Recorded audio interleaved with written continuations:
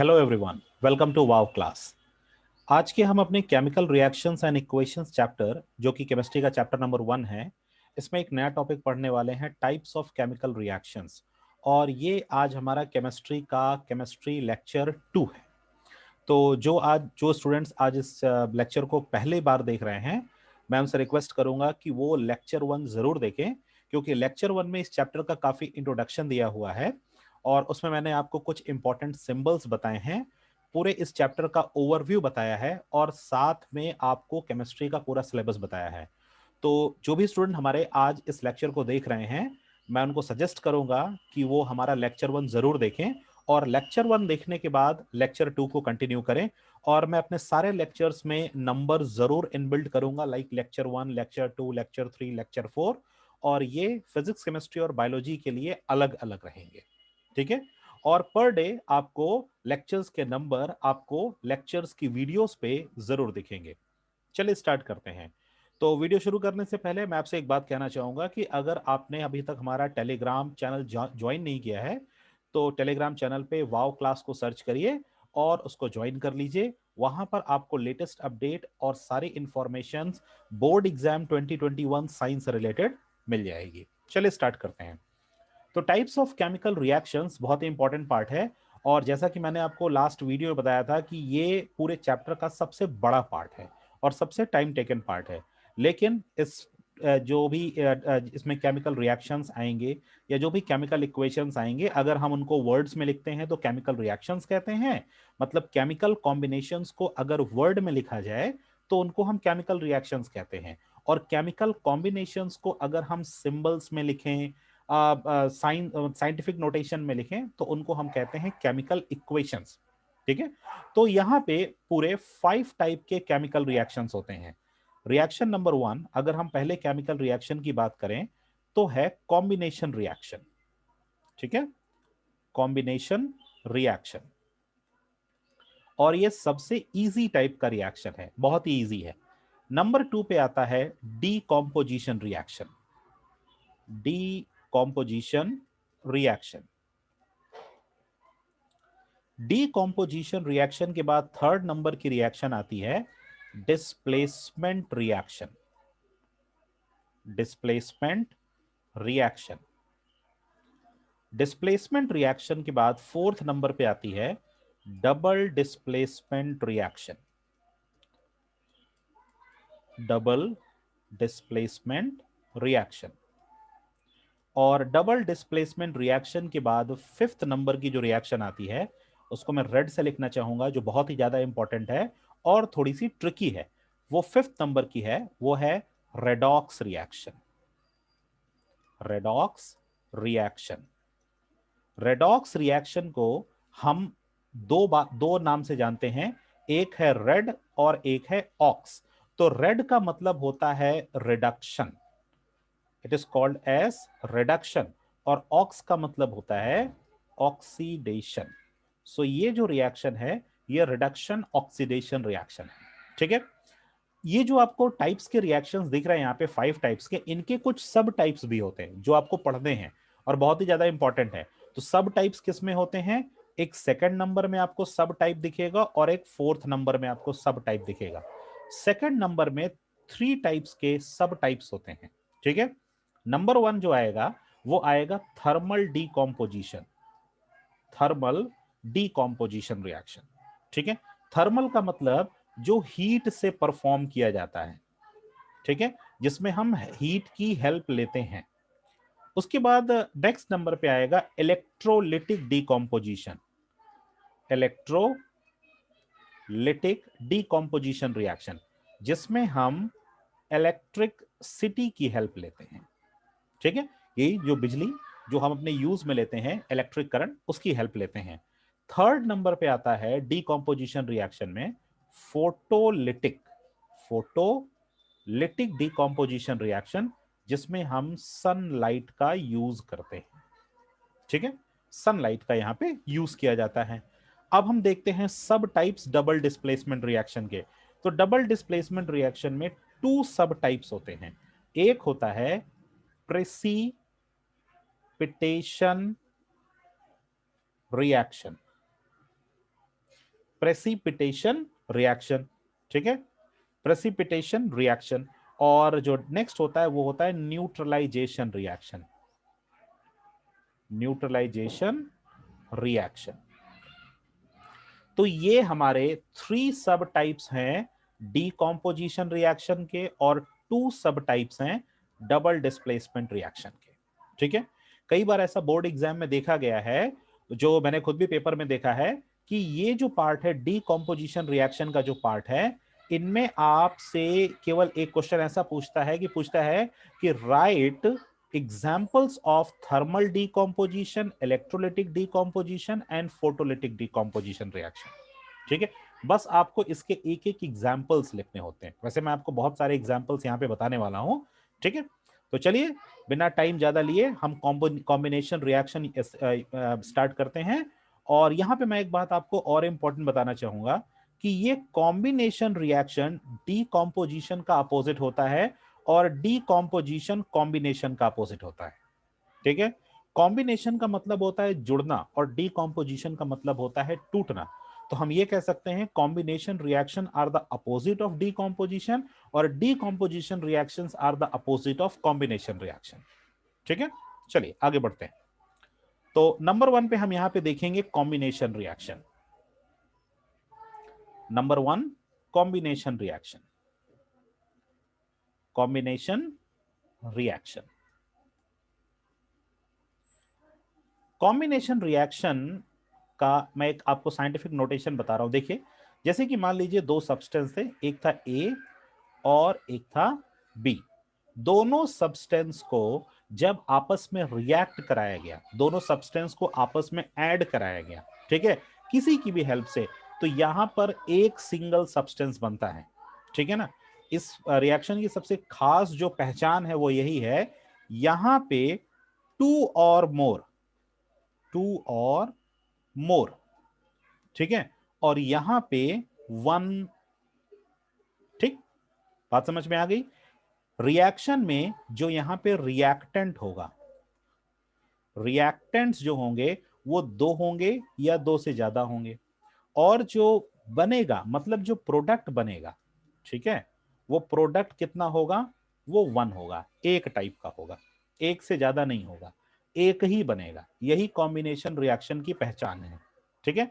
तो combination reaction, कई बार ऐसा होता है कि आपको रिएक्शन दे दिया जाता है और आपसे पूछा जाता है कि पहचानिए ये कौन सी रिएक्शन है। तो मैं आपको बता रहा हूं किसमें सबसे ज्यादा कंफ्यूजन होती है।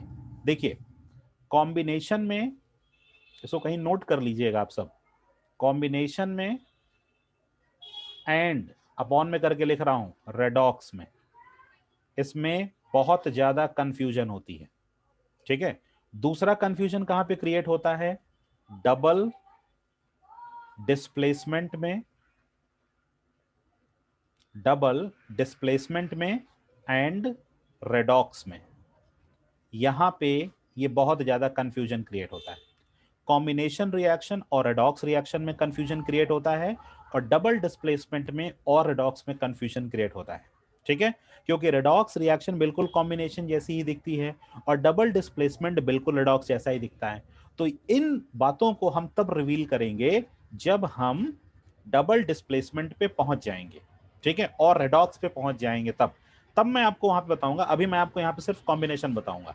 जब हम रेडॉक्स पे पहुंच जाएंगे तो आपको मैं एक रिएक्शन ऐसी लिख के दिखाऊंगा जो है कॉम्बिनेशन, जो रिएक्शन है कॉम्बिनेशन, लेकिन वो रेडॉक्स रिएक्शन भी है।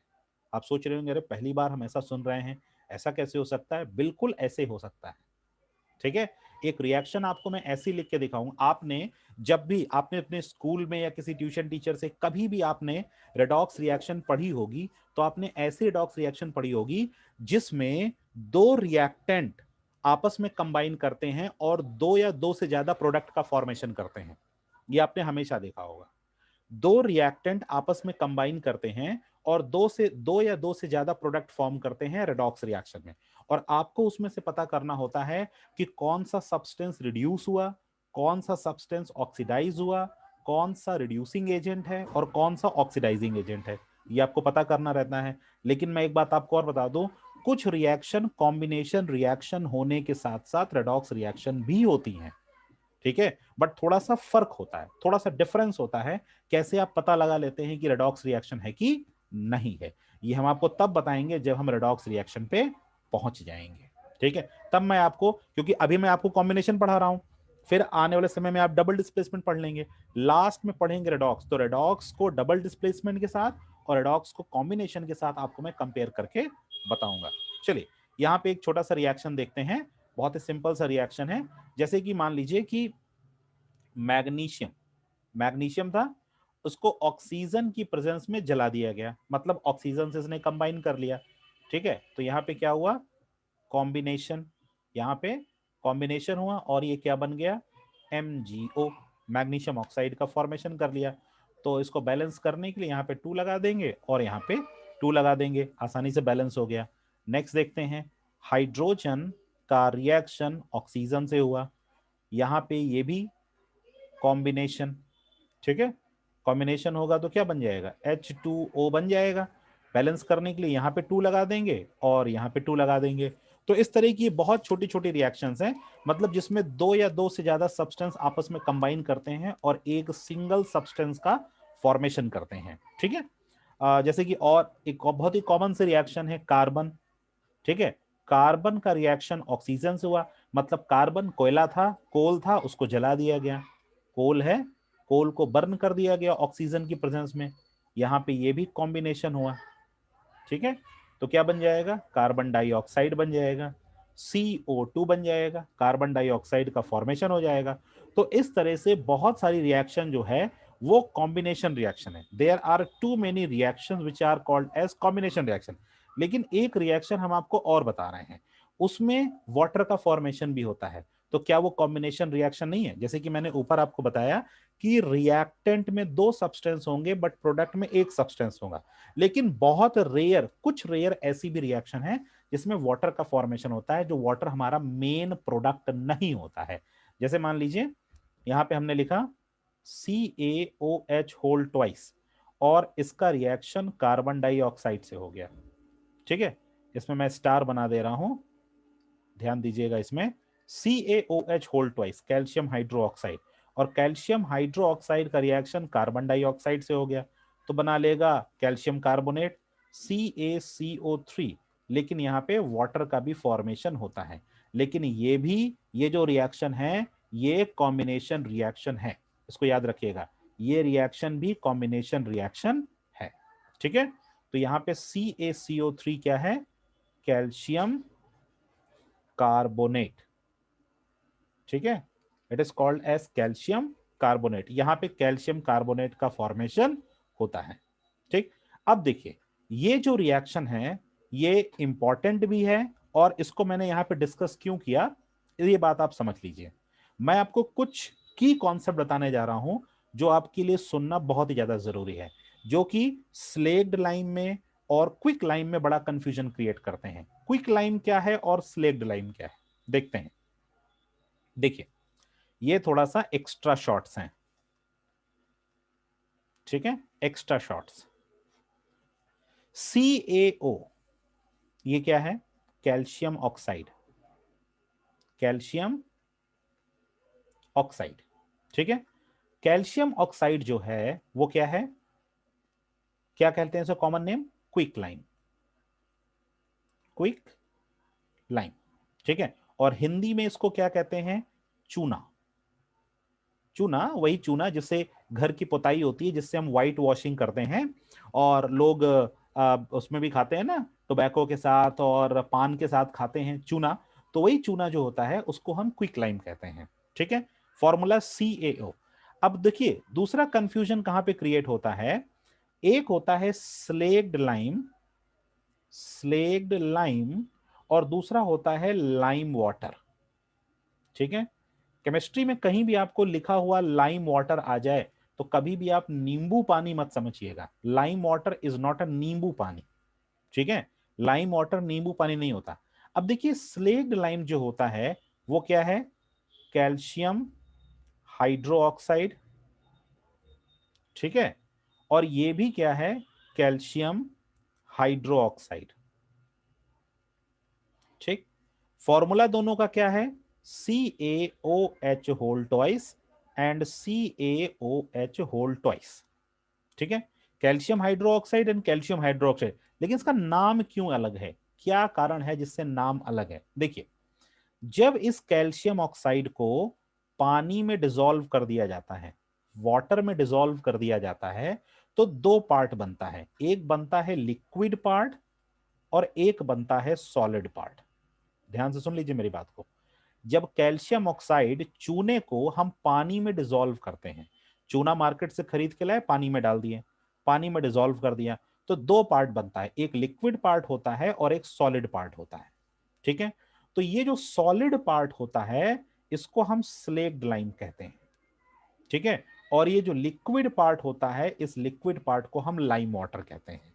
लेकिन कॉम्बिनेशन दोनों का वही होता है, CaOH whole twice and CaOH whole twice. ठीक है, अब आपको करनी है व्हाइट वॉशिंग। क्वेश्चन सुन लीजिए बहुत ध्यान से, बोर्ड एग्जाम में पेपर उठा के देखिएगा, एक्स वाई के फॉर्मेट में क्वेश्चन दिया है। क्वेश्चन एक्स वाई के फॉर्मेट में आता है, एक्स ये है, वाई ये है, जेड के बारे में पता करके बताइए।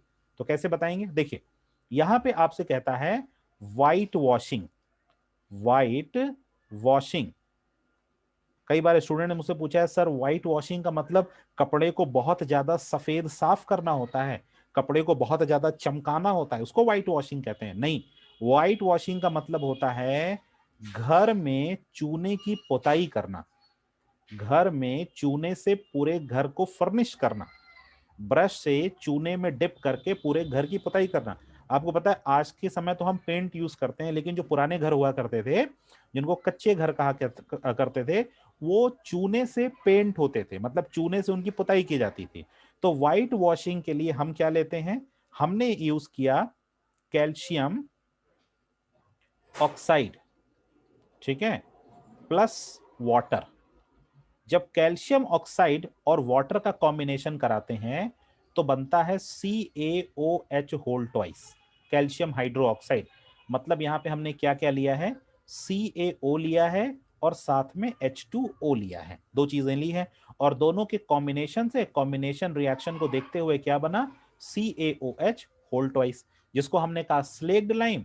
आप उनको लाइम वाटर, स्लेक्ड लाइम दोनों कह सकते हैं। ठीक है, स्लेक्ड लाइम हमने कहा, यहाँ पे स्लेक्ड लाइम का फॉर्मेशन हुआ। अब इस स्लेक्ड लाइम के साथ हम व्हाइट वॉशिंग करते हैं। भाई सूखे चूने से तो व्हाइट वॉशिंग करेंगे नहीं, गीले चूने से व्हाइट वॉशिंग करेंगे, पानी में घोल के व्हाइट वॉशिंग करेंगे। तो CaOH होल ट्वाइस को हमने वॉल्स पे लगा दिया, वॉल्स जो घर की दीवारें थी उन पे हमने लगा दिया। ठीक है, तो कभी अगर आपने शायद कभी अपनी लाइफ में व्हाइट वॉशिंग देखी हो, तो जब चूने की व्हाइट वॉशिंग दीवार पे की जाती है तो उस दिन आपकी दीवार नहीं चमकती है। एटलीस्ट 2 दिन के बाद, 2 डेज के बाद आपकी दीवार जो होती, जो वॉल होती है, वो ब्राइट व्हाइट हो जाती है। ठीक है, यही क्वेश्चन आपके एग्जाम में पूछा जाता है। एक सब्सटेंस एक्स है जिससे हम व्हाइट वॉशिंग करते हैं, और 2 दिन के बाद उसकी जो सरफेस होती है वो क्यों शाइनी हो जाती है? मेरी क्वेश्चन समझ में आ गई आपको? क्वेश्चन ये है कि एक सब्सटेंस एक्स है जिससे हम दीवार की व्हाइट वॉशिंग करते हैं, दीवार की पुताई करते हैं, और 2 दिन के बाद या 3 दिन के बाद उस दीवार पे चमक क्यों आती है? Why it forms shiny appearance on the surface? ये क्वेश्चन पूछता है आपसे। तो अब क्वेश्चन देखिए क्या उसका रिजल्ट है।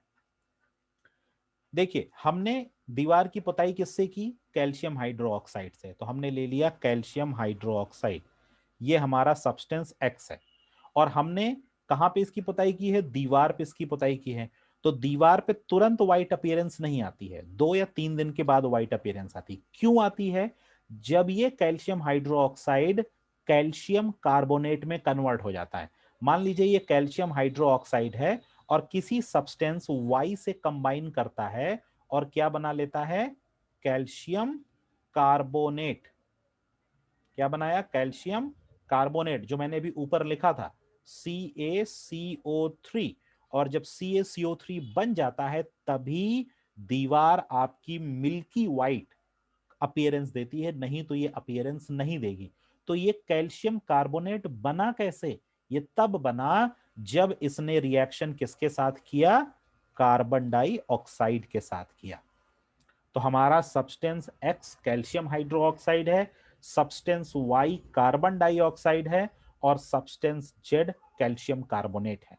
याद रखिएगा, दीवारों पर व्हाइट वॉशिंग के बाद 2 दिन या 3 दिन के बाद चमक तभी आती है जब आपका ये स्लेग्ड लाइम जो कैल्शियम हाइड्रोक्साइड होता है वो कार्बन डाइऑक्साइड के साथ रिएक्शन करता है और कैल्शियम कार्बोनेट का फॉर्मेशन करता है, तभी दीवार व्हाइट अपीयरेंस के साथ चमकती है। ये 3 नंबर का क्वेश्चन है। पेपर आप उठा के देखिए, थोड़ा सा पेपर अब आप यूज करिए, पेपर देखिए, सैंपल पेपर्स में देखिए, तो आपको ये क्वेश्चन वहां पे 3 मार्क्स में मिलेगा और ये एनसीईआरटी एग्जाम्पलर का बहुत ही रेलेवेंट क्वेश्चन है। ठीक है, इसलिए मैंने यहाँ पे ज्यादा टाइम दिया। तो मैं आपको कॉम्बिनेशन रिएक्शन पढ़ा रहा था, तो यहाँ पे आपको 2 कॉम्बिनेशन रिएक्शन इन्वॉल्व होते हुए दिखाई दिए हैं। नंबर 1 CaO, बोलिए क्या है CaO? Quick lime. Quick lime का मतलब चूना, चूने को हमने पानी में डिसॉल्व कर दिया, पूरा डिसॉल्व तो नहीं होगा, सस्पेंशन बनाएगा, ना सोल्यूशन बनाएगा ना कोलाइड बनाएगा, सस्पेंशन बनाएगा। और क्या बनाएगा? CaOH whole twice, calcium hydroxide, ये होल ट्वाइस है, ये ब्रैकेट है। ठीक है, कैल्शियम हाइड्रोक्साइड। अब कैल्शियम हाइड्रोक्साइड का रिएक्शन किससे कराएंगे? कार्बन डाइऑक्साइड से। तो CaOH whole twice plus CO2 क्या बना लेगा? CaCO3 plus H2O। तो माय डियर स्टूडेंट्स याद रखिएगा, बोथ आर कॉम्बिनेशन रिएक्शन।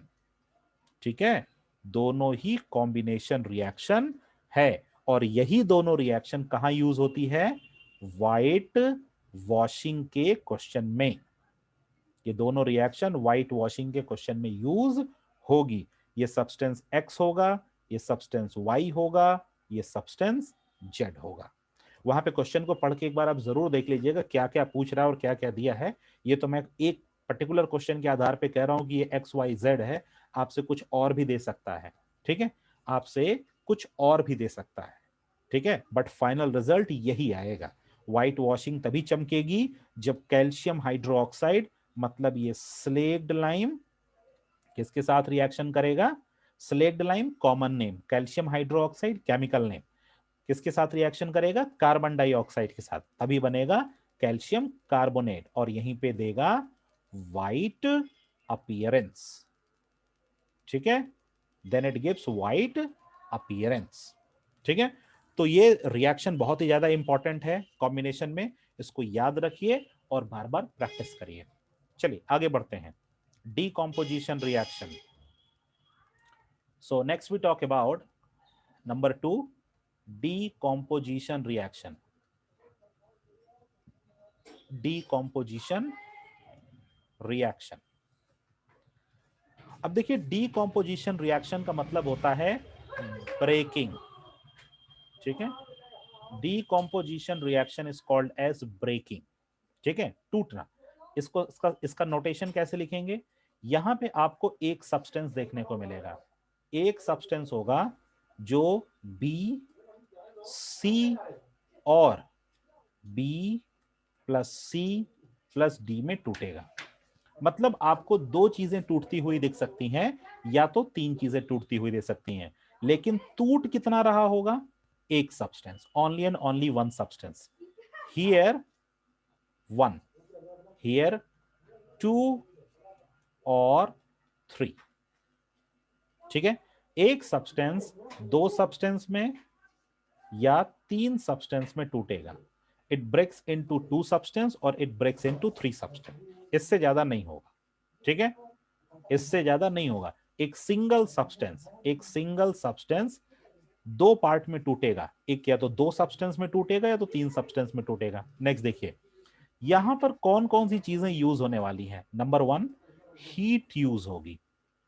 ठीक है, नंबर 2 इलेक्ट्रिसिटी यूज होगी। ओके, एंड नंबर 3 सनलाइट का यूज होगा। हीट का यूज होगा, इलेक्ट्रिसिटी का यूज होगा और सनलाइट का यूज होगा। इन तीनों चीजों का यूज होगा इनके ब्रेकिंग में। किसके ब्रेकिंग में? ए के ब्रेकिंग में, जो ए सब्सटेंस दिया है उसकी ब्रेकिंग में। मतलब ये पार्ट आपका रिएक्टेंट कहलाएगा।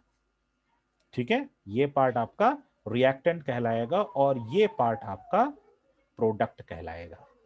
ठीक है, रिएक्टेंट एंड प्रोडक्ट। डन, समझ में आ गया। अब देखिए एग्जांपल्स। तो सबसे पहले जो बहुत ही कॉमन एग्जांपल है, हम देखेंगे हीट का।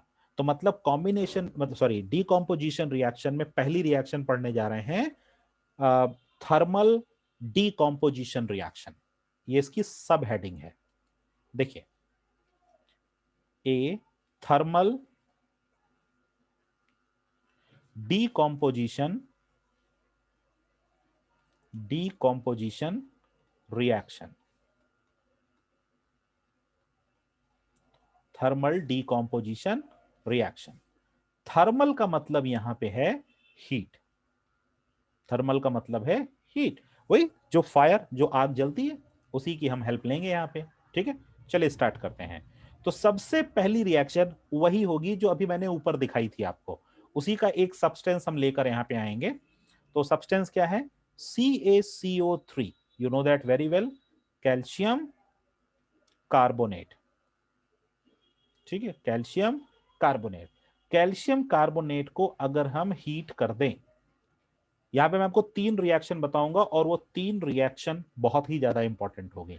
पहली रिएक्शन ये है, कैल्शियम कार्बोनेट को अगर हम हीट कर देते हैं तो ये calcium oxide plus carbon dioxide में टूट जाती है। ठीक है, ये क्या है? कैल्शियम ऑक्साइड, और ये क्या है? Carbon dioxide. कार्बन डाइऑक्साइड में टूट जाता है। Calcium carbonate breaks into calcium oxide and carbon dioxide. और आपको पता है कैल्शियम ऑक्साइड क्या है? क्विक लाइम है। मैंने बताया था आपको, इट्स अ क्विक लाइम। और कार्बन डाइऑक्साइड में टूट गया। ठीक, ये आपकी फर्स्ट रिएक्शन। चलिए रिएक्शन नंबर 2 पे चलते हैं। रिएक्शन नंबर 2 है FeSO4, फेरस सल्फेट। इनको हम फेरस सल्फेट क्रिस्टल्स के नाम से जानते हैं। ठीक है, और इनका कलर कैसा होता है? Green colour. Just wait for a minute. FeSO4, okay. ये कैसे होते हैं? ये ग्रीन कलर के होते हैं। इनका कलर कैसा होता है?